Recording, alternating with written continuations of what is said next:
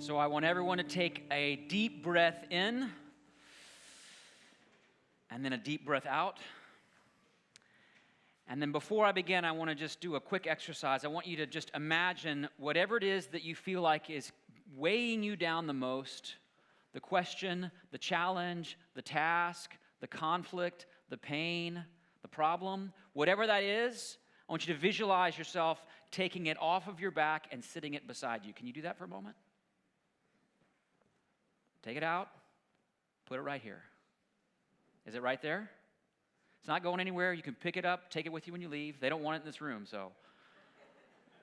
And let's just leave it right beside you for these next few moments, okay? Well, it's really good to see you. Good morning again. I hope you feel rested as we continue to talk through this concept, this gift, this idea of rest and God's rest and what it means for your life and for mine. And I also hope you were able to be here for Eugene's message last night because he finally came clean about our conversation about wanting to both speak in the mornings. Remember that conversation he shared about and something about a baby and this and that? And at the time of that conversation, I remember thinking, surely this man of God, this senior leader, and by senior I mean someone much older than me, surely this leader, this public figure, this published author who literally wrote a book about not being a jerk, surely he would say, Scotty, I know you have little ones. You take the morning sessions. But instead, on the call, he started mumbling about being 9 or 10 months away and how he needed to talk to his wife about it. I had no idea what that meant until last night. But seriously, brother, thank you for letting the Holy Spirit speak to you if you're out there, as you always do. Was anyone else encouraged last night? So good. And yes, next time we're both here, you can have the mornings as long as you bring that new baby, okay? But for the mornings this week, we are talking through the subject of rest. But before we dive into that, I want to share a little more about who I am that I didn't get to yesterday. I've been living on the West Coast for about 30 years, but I didn't grow up on the West Coast. I grew up in a place called Little Rock, Arkansas. Anyone here ever been to Arkansas? A few hands. Wow, there we go. Anyone planning to go back to Arkansas? Fewer hands, fewer people have to say it go up. You know, I get it. Arkansas is a place where few people visit and fewer people return. It's hot, it's humid, the mosquitoes are the size of small birds, and it's actually led some people to ask a serious question. I've heard this question asked, is God even in Arkansas? And so I just want to set the record straight theologically this morning. Yes, God is in Arkansas. He's not happy about it, but he's there. He's there, and he's with people. After high school, I moved to California to attend college at Stanford University. Any Stanford fans in the room? A few. Any Cal Bear fans in the room? All right. It's quite a rivalry if you don't know. So with a lot of history that I kind of learned about when I was there. And I realized that Cal students make fun of Stanford students because our mascot is a tree. Stanford students make fun of Cal students because they have to go to Cal. So it's sort of a,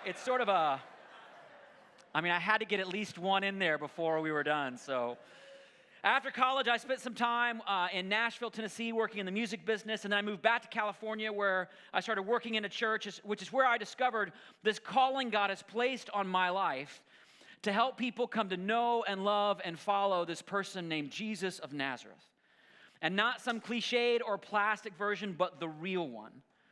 But through all that journey of my story from Little Rock, Arkansas to the West Coast, to being part of a church and now being in the Pacific Northwest, I've always been this very driven, kind of intense, often anxious, kind of type A kind of person. Hard-charging, easily stressed, chronically impatient.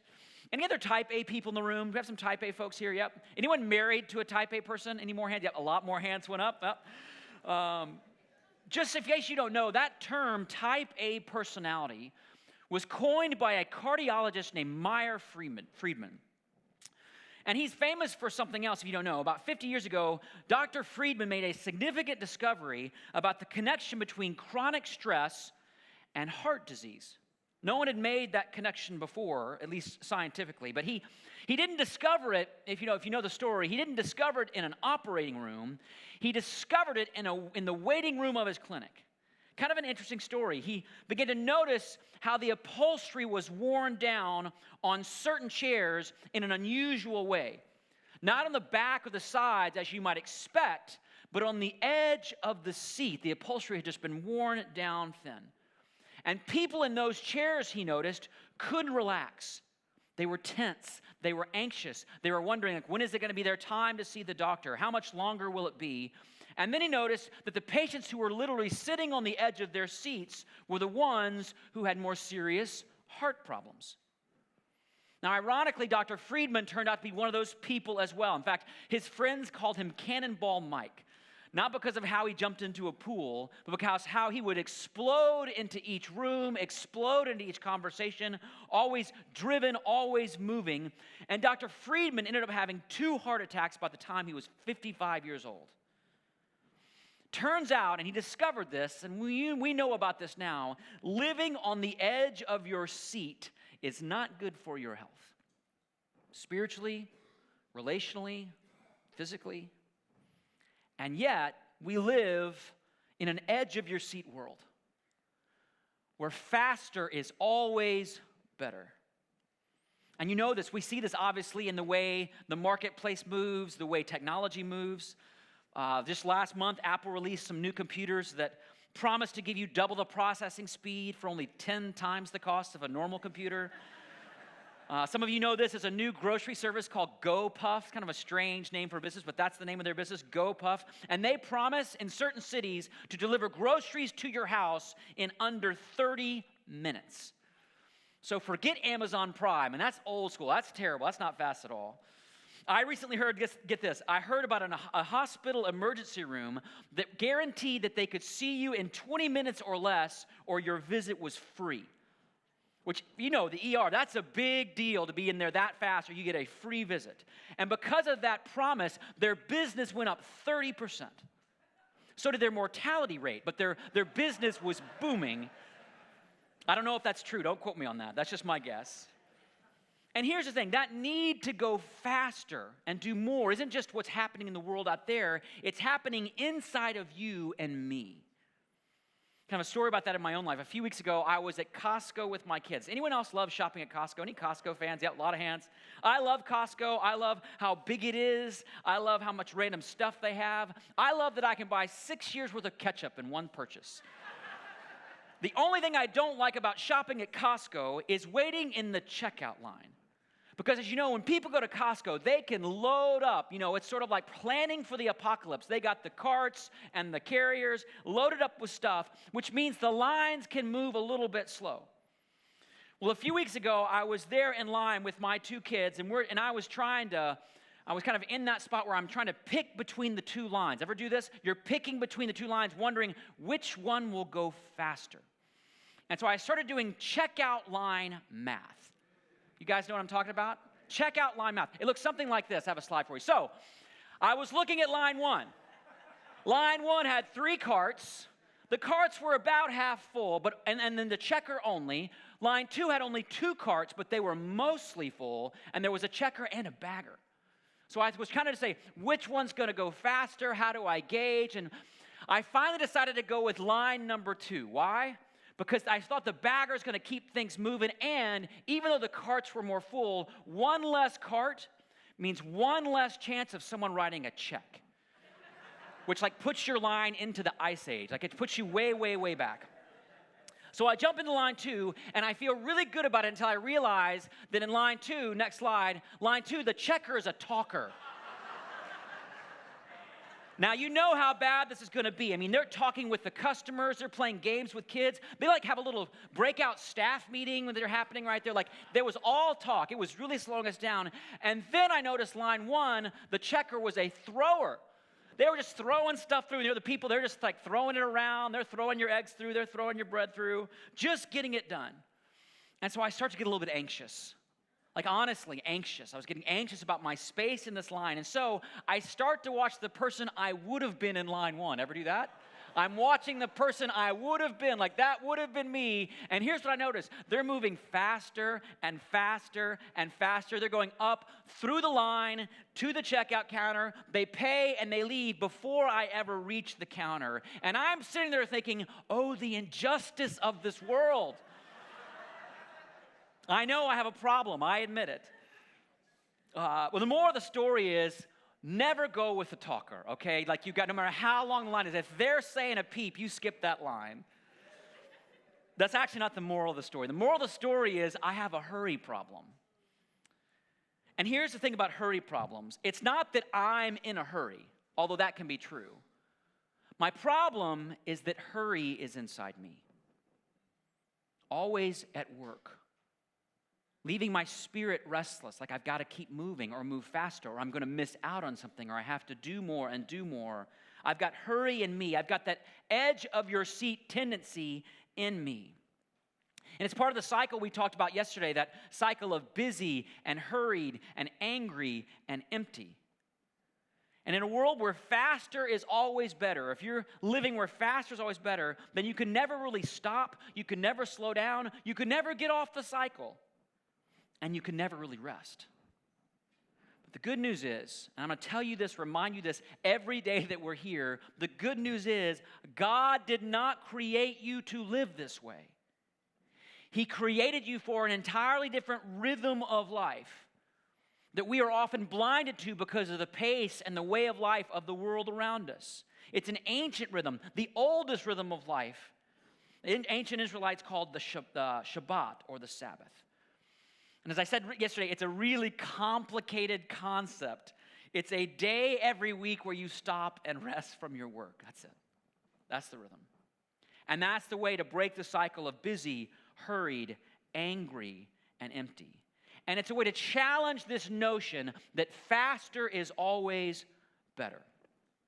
And again, as I said yesterday, it's so core to who God is, He placed this practice, He placed this rhythm into His top 10 commands for the human race.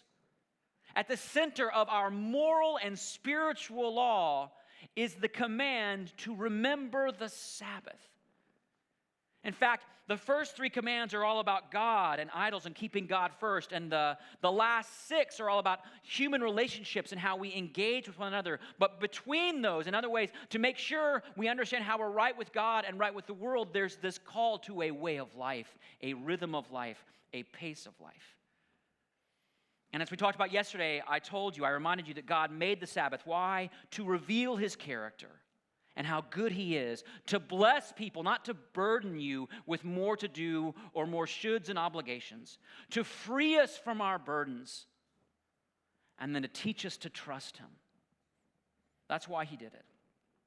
But the real challenge, and I know this because several of you came up and asked about this yesterday, the real challenge is not just remembering the Sabbath or knowing that God made it. The real challenge is doing it, right? It's practicing it, it's keeping it. Which raises the question, how does a regular, ordinary person in the 21st century actually do this? Like, how do you actually do it? What if you don't have a regular work week? What if you're a working parent or a working student? What if you're starting a new business? What if you're in active military service? How do you do this? And, if you're not living in a monastery, how do you practice this Sabbath rest? Well, I've got good news and I've got bad news. The good news is, no matter how complicated or unique your circumstances may be, there is a way to practice Sabbath rest in your life, or at least take a step towards it. We're going to talk about that this morning. May not land on the same day of the week. If my Sabbath was Sunday, the church would never hear me preach again, which might make a few people happy, but I would sure miss it. There's a lot more flexibility to keeping a Sabbath than you might think. That's the good news. Here's the bad news. It's not going to happen because God magically changes your circumstances. And so many of us are waiting for the moment where our life arranges itself in such a way, our circumstances are just in the right spot where I can finally rest. You know, when we say things like, well, once this happens, or once we get there, or once we finish that, then we can rest. Let me ask you the question, are you ever really finished? Do the projects ever really stop? Do the problems ever really go away? Is the world ever not busy and hurried and chaotic? Of course it isn't. We have to learn how to do this in the circumstances in which God has placed us. In fact, that's actually the point.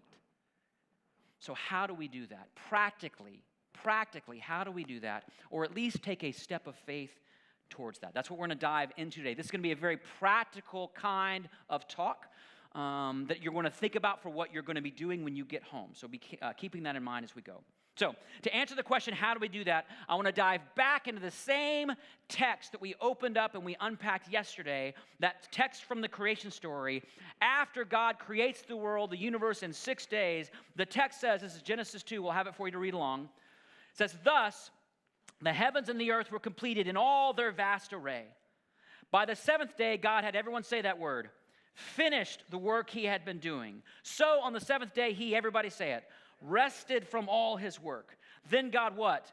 Blessed the seventh day, and he made it holy, because on it he rested from all the work of creating that he had done. Notice, and you said it out loud, the 4 verbs, the 4 actions, the 4 decisions that God makes on the very first Sabbath. God finished, God rested, God blessed, and God made it holy. And how we practice Sabbath is actually rooted in those same 4 actions. As this is what God did on his day of rest, I think it's a great place to start to figure out how do we do these very same things on ours. So we're going to walk back through them, and I want to give you really practical guidance on how to incorporate these actions, these decisions in your life, in your context, wherever you may be. And it's not because I do this perfectly, I certainly don't. But I believe God wants all of us to take a step towards this in our lives today. So first thing, what does it mean that for us on the Sabbath, God finished? He finished. Well, I can tell you what it doesn't mean. It doesn't mean that there was nothing left to be done. It doesn't mean that all the problems were solved, all the gaps were filled. It doesn't mean there was no work left to do. God had plenty to do. God's still working today. It doesn't mean that God would never speak or create or work again. It means that God made a decision to stop for the day. To stop. Which is the first ingredient to keeping a Sabbath in your life. It's a simple thing. Stop. Or as the great theologian Bob Newhart once said, stop it. Just stop it. The word Shabbat, Sabbath, literally means to cease or to stop. It's not a day. It doesn't mean day or rest or seventh. It means stop. Which means on your Sabbath day, whatever day that may be, your work or some part of it it just needs to stop. Maybe it's not checking your email. Amen? Maybe it's not working on that project that's always hanging over your head or over your family. Maybe it's not diving back into your finances and however up or down they may be. Maybe it's not shopping or cleaning or planning out the next week. For me, this means no church email, no church business, no studying, no writing, no strategic planning. And if someone in the church tries to reach me on Friday, which is my Sabbath, they won't hear back from me that day. Which is hard because I tend to equate being loving with being available. But they're not the same. Jesus was always loving, but guess what? Jesus was not always available. In fact, you know the stories. There were times when he was healing or teaching and the crowds would begin to grow around him and it would feel like there's this movement that's beginning and then Jesus would just leave, right? Like his disciples were like, where'd he go? What's he doing? He retreats away to a silent place or he crosses the Sea of Galilee to find a solitary place to rest because he understands that there will always be needs to be met. There will always be problems to be solved. But that doesn't mean he's called to solve them that day. That doesn't mean that you're called to solve them that day. Another way to say it, this is a phrase that I've kept in my heart for a long time. A mentor of mine once said this to me. The need is not the call. The need is not the call. They are different. Sometimes God may be calling you to meet that need. Sometimes you're being in a place where you just need to stop. So on the Sabbath day, I stop working, I stop planning, I stop being available, I stop trying to get ahead. And again, the reason for this isn't just practical. There's something deeply theological about what God is doing in us when we stop and what that means for the world around us. Here's an example from the Old Testament. In Exodus 16, and you know the context, they've left Egypt. They're wandering in the wilderness. And God has provided manna for them to collect each and every day, and only for that day, except for day 6, where they can collect enough for the next day. And the text says this in Exodus 16:26. It says, 6 days you are to gather it, but on the seventh day, the Sabbath, there will not be anything for you to pick up. Now I want you to look at this verse, because there are only a few examples in the Bible of God saying, I'm not going to help you. I'm not going to provide for you. And here he's saying, if you try to produce on the Sabbath, if you try to get ahead on the Sabbath, if you try to store up more for yourself on the Sabbath, God is saying, I'm not going to bless that. I'm not going to help that. In other words, friends, you can work 7 days a week, but God is only going to bless 6. He's only going to bless 6. The good news is, and here's the positive spin on that, God can do a lot more in 6 days than you can do in 7. He can do a lot more in 6 days than you can do in 7. And taking this time to stop is a way to honor the fact that he can do more in 6 than you could ever do in 7. So you might as well stop. Now, a little caveat here. If for some reason you can't stop all of your work, which is true in certain seasons of life, pick one part of your work that's draining or stress-producing and stop that one thing. Or pick one part of a day, even if it's 1 or 2 hours on the Sabbath, when you can stop all of your work. Because the Sabbath is not meant to be an impossible standard that you're always falling short of and feeling guilty about. The Sabbath is an invitation to take a real practical step in actually trusting God with your life. Because you can't say you trust him if you're not willing to find at least one thing to stop doing. You just can't say it. So stop. That's the first ingredient to having Sabbath rest in your life. Second ingredient, it comes out of the second decision God made on the day. Remember the second thing he did? God rested. He rested. Which again, doesn't mean he got like physically tired from creating and he kind of passed out in front of the TV and he watched Netflix for a while.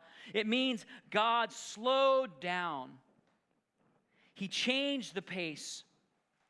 In fact, the verses we read in Genesis 2, it's hard to pick this up in English. It's hard because we don't live with a first century or an ancient Hebrew mindset, but the actual rhythm of the text itself changes pace in Genesis 2. All throughout Genesis 1, there's this rhythm, this cadence, this steady beat, if you will, to the text and how each day is written. Each day begins with the phrase, and God said, and God said, and God said. And then it ends with the phrase, and there was evening, and there was morning, and there was evening, and there was morning. But when you get to the seventh day, the whole cadence changes. Look at this. We have the text. It's the same text I showed you. By the seventh day, God had finished the work he had been doing. So on the seventh day, he rested from all his work. Then God blessed the seventh day and made it holy because on it, he rested from all the work he had done. And you can see the text begins to repeat this one word, this one phrase, the seventh day, the seventh day, the seventh day, almost like a broken record. And by the way, if you're under 30, a broken record or a record's a device you use to play music. You can listen to sound on it, okay? But this repetition would have had a slowing effect in the text. The seventh day, the seventh day, the seventh day. And notice there's no mention of evening or morning. And it's not because there was no sunrise or sunset. The text, the rhythm of the text changes. Instead of that same downbeat, there's a rest, which if you know music means there's an interval of silence, which the ancient audience would have noticed this rest, this missing text, this missing line immediately. So I thought we could kind of illustrate this together. I know we celebrated this yesterday. Anyone have a birthday today? Is there any birthdays today? How about tomorrow? Any birthday tomorrow? Okay. I got a hand right here. What's your name? Susie. Okay, we're going to sing happy birthday to Susie, but a little differently, okay? We're going to sing all the first 3 lines, happy birthday to happy birthday to you, happy birthday to you, happy birthday to Susie, and then we're going to stop. So no line 4, okay? Don't mess this up. It messes up my whole sermon, okay? Can you do that? Can we do that? All right, ready? On 3. 1, 2, 3. Happy birthday to you. Happy birthday to you. Happy birthday, dear Susie. It's weird, right? Like you want to keep going, but there's this gap, there's this pause, there's this rest. And of course, if you heard that song at a birthday party, you would immediately feel the missing piece. You'd feel the song slow down. Genesis 2 would have sounded just like that to an ancient audience. The text doesn't just say God rested, it creates an interval of silence, a break in the narrative. The beat slows down and there's space. And that's the second ingredient to keeping a Sabbath. Slow down, change the pace, create space. It's interesting, the Sabbath or rest is not just about what you do, it's about how fast, or better yet, how slow you do it. It's great. Meaning, you can prepare a meal on the Sabbath. Just don't rush through it. You can be with your kids on the Sabbath. Just don't rush to do something. You could go somewhere on the Sabbath. Just don't be in a hurry to get there. In fact, a friend of mine recently had a work trip from San Francisco down to Los Angeles. But instead of flying to get to her meeting, she decided to drive down just to slow the pace of her day down. And she told me how wonderful it was just to have this rhythm of slowing the whole day down. And she experienced God in a fresh way just by slowing down that day. She was like 8 hours late for her meeting, but she slowed the day down. And just to say it, this is the most challenging part of rest or Sabbath rest for me, because I like to do life fast. I like to work fast, drive fast, shop fast. Like when Nina and I are in an argument, I want to end it fast. You know, it's like, by the way, how do you think that works out? Yeah, not very good. I love to go fast. We all love to go fast, but going fast has some serious downsides. I once heard someone say, speed is the enemy of depth. Speed is the enemy of depth. In other words, you can't grow closer to God or anyone else when you're in a rush or trying to get 10 things done at the same time, which is one of the reasons why so many of us feel so far from God. It's not that God is far away. It's that we haven't slowed down long enough to hear him say, hey, I love you. Hey, do you know I'm proud of you? Hey, I'm just so glad you're my son or my daughter. Want to sit and rest with me for a moment? That's God's invitation on the Sabbath. Just sit and rest with me for a moment. And here's the fun part of all this. You can't go too slow on a Sabbath. If you spend the entire day not doing anything, it's a great way to slow down. If you walk instead of drive, it's a great way of slowing down. If you drive but never actually go over the speed limit, it's a great way to slow everybody down, actually. Which means you're going to get some angry looks, but just tell them, hey, it's my Sabbath gift to you. Because the Sabbath rest is about slowing down. Some of you have heard that old saying, don't just stand there, do something. Well, the Sabbath inverts that saying. For the Sabbath, it's don't just do something, stand there. Just stand there. Now, if you're anything like me, this is sort of a pause, disclaimer. If you're anything like me, you're starting to feel like this whole message is a recipe for a long, boring, not very fun day. Anyone willing to say, yep, that's where my heart's going? Yep, and my heart goes there too. But here's the thing. God didn't just stop and slow down. He made a third decision on the Sabbath. He blessed it. More specifically, he made it a blessing for us, which points to the third ingredient. We stop, we slow down, and then we find something that refreshes us. Refreshes us. The Sabbath is all about being refreshed, restored, renewed, which explains why Jesus was so adamant about healing people on the Sabbath. That wasn't random. That was a sermon in and of itself. The Sabbath is all about being restored and refreshed. And when he was criticized for it, when the Pharisees criticized him for doing that, look at what he said. He asked them this great question, kind of a rhetorical question. He says, which is lawful on the Sabbath? To do good or to do evil? To save life or to kill? And they're thinking, well, that doesn't put us in it. I mean, which one are we going to pick there? Like, obviously, don't give us a choice on that one. In other words, Jesus is saying you're going to have to do something on the Sabbath. Make it life-giving. Make it a blessing. So when it comes to what you should do on your Sabbath, lots of people say, well, what am I supposed to do with this rest, with this break, with this time? Here's what I want you to do. I'm going to give you a little kind of grid for what you can kind of, how you kind of think about what you're going to do. Can I get the next slide up? Here's what you want to ask. Does this activity bring life or drain? Does this activity bring rest or work? Does this activity bring hope or stress? Does this activity bring wholeness or burdens? And just run down the list. This is your criteria. This is great, right? Like, wow, I get to pick life and rest and hope and wholeness. Yay. Right? Amen. This is the criteria for what to do on a Sabbath. And the answer, by the way, isn't going to be the same for everybody. Of course not. Maybe for you, what's life-giving is spending time with friends and family. Maybe for you, it's reading a book or being outside, being out in nature, God's creation. For grandparents, spending time with their grandkids can be refreshing. For parents, sending their kids to the grandparents can be refreshing. See, everybody can win on the Sabbath, all right? Everybody can win. Maybe for you, it's just doing something that you love to do, but you don't have time or space to do normally. If you love to cook, cook. If you love to play golf, golf. If you love to go bowling, for crying out loud, find a better sport, okay? Give me a break. But whatever you choose to do, make sure it's refreshing. Now, another caveat. For those of you who love to work and love to work all the time, you might say, great, my work is refreshing. I'll do more of that. That's cheating. You can't do that. This can't be what you do for work. And even if it doesn't feel like work, it can't be something that puts you back into work mode. Ever get into something, you think, well, this isn't a big deal. I'll just check that one email or look over that one list, and it puts you back into work mode, at least in your mind or your heart?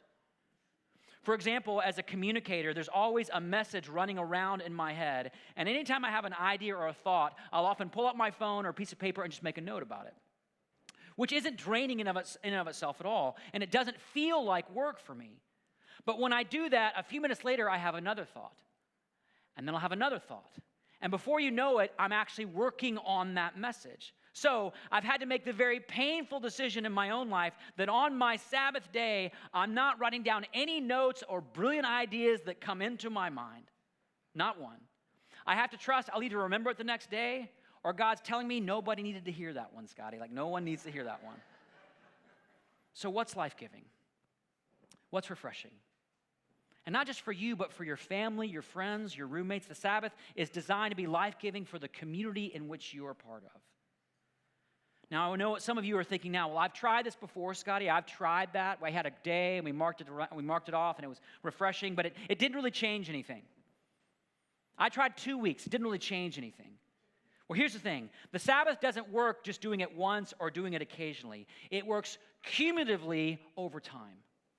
In other words, do this once, and you'll still be tired, and you'll think, I'm making all this up. Do this for 52 weeks in a row, and you will be rested. You will be refreshed. You will be off that cycle of busy, hurried, angry, empty. So just to review, God finished. He rested. He blessed, and he did one more thing. He made the Sabbath holy. He made it holy, which for us can sound kind of like a cold, almost religious kind of word.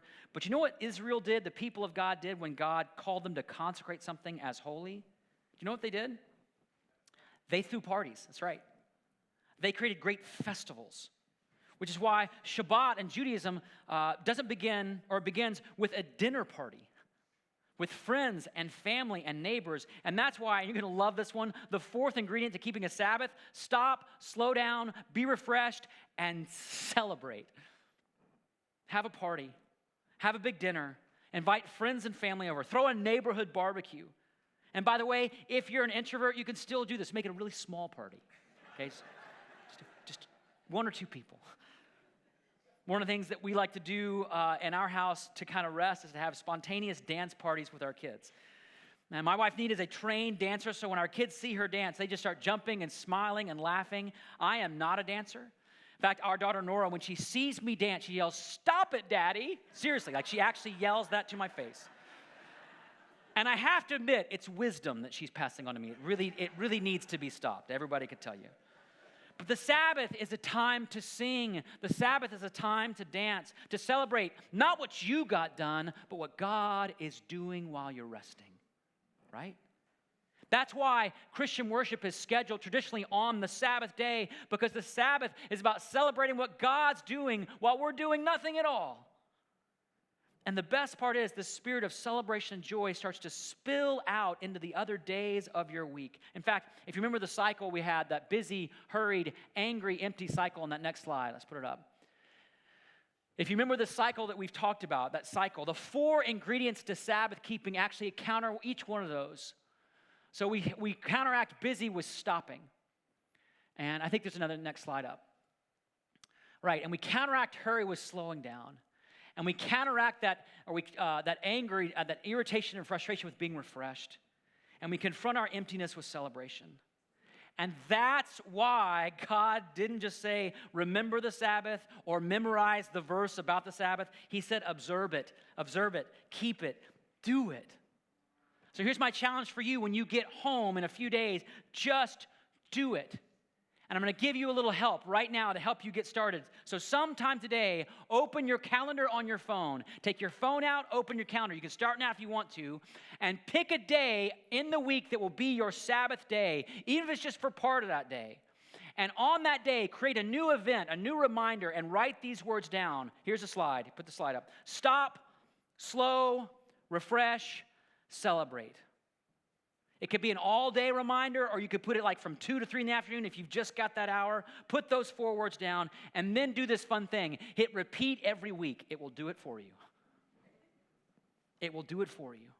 And again, if you can't take a full day, start with a few hours that day. And if you've ever done this before, pick one of those words and focus, saying, I just got to start with stopping. Or maybe you need to start with slowing down. Or maybe you need to start with something that's going to refresh you. I mean, you're burned out. Or maybe you want to start with celebrating. But put it in your calendar, because here's the thing. If it's not in your calendar, guess what? You won't do it. But if you put it in and schedule it like it's a real part of your rhythm, a real part of your life, you can go after it differently. And then once it's in your calendar, here's the next tip. Prepare for it. In the Bible, the day before the Sabbath day was called what? Anybody know? Preparation day. Because to keep the Sabbath, you have to prepare for it. You have to finish the email or pay the bills or get the shopping done, or that will spill into your Sabbath day. But here's the thing. The real challenge for you when you go out and do this isn't just going to be writing it down. It's going to be learning to say this amazing little word, no. You're going to have to learn to say the word no. No to getting more work done. No to getting caught up in your studies. No to all those idols we all keep chasing, like success, achievement, reputation, overscheduling your kids. And it's hard to say no, because when we say no, we feel like we're losing, right? We're losing progress or status or money or something, momentum. But here's the thing. There is another race going on that is bigger than just your work. There's another race going on that's bigger than just your what you're trying to achieve or succeed in. Some of you may remember an old movie called Chariots of Fire. Anyone ever seen Chariots of Fire? A classic? Yep, it's a great film. Based on the life of this British runner named Eric Liddell. And he was actually the favorite in the 100-meter dash, but the qualifying heats, if you remember the story, were scheduled on Sunday, his Sabbath day. But this is the Olympics, right? It's what he'd been training for. It's what he committed his life to. I mean, there's got to be a reason. If there's a reason to make an exception, it's right now. But Liddell decided to remember the Sabbath and keep it holy. And he said no. He said no to qualifying for a race in which he probably would have won an Olympic gold medal. No chance at that medal. Now, maybe you're sitting there thinking, well, that's crazy. I mean, it's just one day. And that's taking this way too far. But you see, what Eric knew was he wasn't actually skipping a race. He was focusing on a more important one. The race to become the person God made him to be. The race to be faithful, not just successful. The race to finish well, not just run fast. And so on the day of the race, he didn't run. He went to church. In the movie, you see all these images, this kind of B-roll of all the other racers running and striving and falling to the ground, all while you hear Eric Little read these words I'm going to read to you to close from the book of Isaiah. And so here's what we're going to do as I close. I want you to just close your eyes for a moment. Just close your eyes. Imagine yourself racing through your life. Go to your busiest place, your biggest stress, what makes you most chronically impatient. Go to whatever type A part of your soul you've got. Living on the edge of your seat. And then hear these words. Do you not know? Have you not heard? The Lord is the everlasting God, the creator of the ends of the earth. He will not grow tired or weary, and his understanding no one can fathom. He gives strength to the weary and increases the power of the weak. Even youths grow tired and weary, and young men stumble and fall. But those who hope in the Lord will renew their strength. They will soar on wings like eagles. They will run and not grow weary. They will walk and not faint.